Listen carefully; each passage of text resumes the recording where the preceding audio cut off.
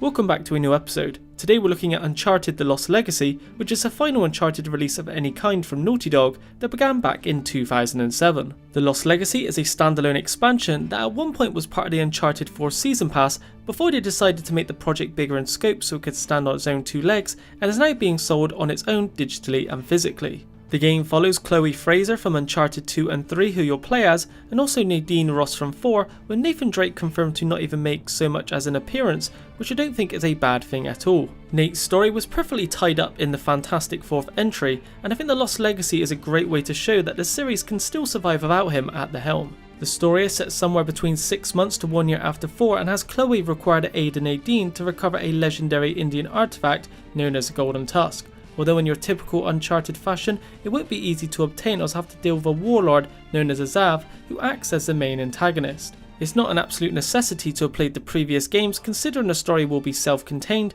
but it'll certainly help if you know Chloe and Nadine's history in the franchise and any little nods made to previous events from other titles. The game releases on the 22nd of August in the US and on the 23rd of August in Europe exclusively on the PS4 for $39.99 or around £24.99 in the UK, so despite being pushed as a full game, it's certainly not being priced as one. It's worth mentioning if you bought the Uncharted 4 triple pack when it was available, you'll receive The Lost Legacy free as a download. Uncharted 4's multiplayer also comes included, which is great if you don't have 4 as it was genuinely fun to play, although I imagine the vast majority interested in this game do at this point.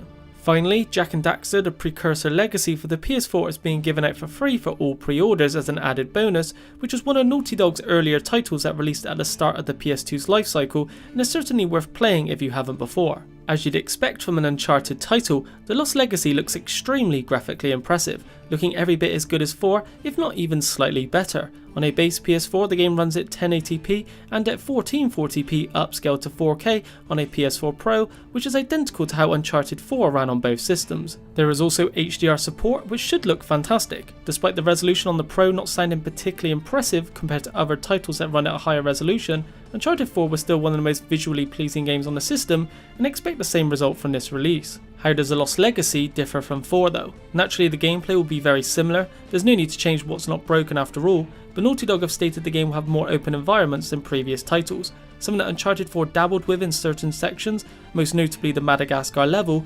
The Lost Legacy looks like it attempts it to a much bigger degree, with apparently the biggest playable environment seen so far in the series. There are 3 key tombs to explore and also seemingly a number of optional tasks you'll come across during the story, which is a nice addition, giving the player some freedom of choice in whether they want to tackle them or not. A new lockpicking mechanic has also been introduced, which was added due to Chloe's thief background. Using this skill to unlock crates will reward you with weapons or treasure.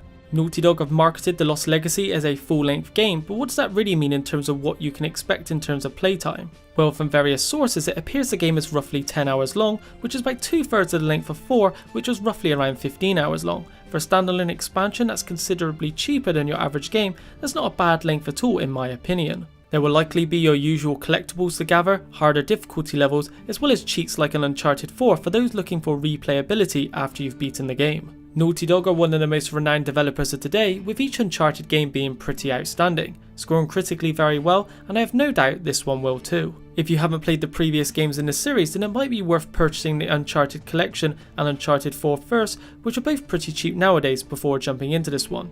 With that said, for those that have, there is certainly a lot to be excited about from this expansion, and I personally cannot wait. That's it for today. I hope you liked the video. If you did, be sure to leave a like and sub, and follow Project Gamer on Twitter for channel updates. Click the thumbnail on the left for the last episode, and the one on the right for a Gaming Origins episode on Uncharted, where I look at the history and origins of the series. Thanks for watching as usual, and I'll see you on the next video.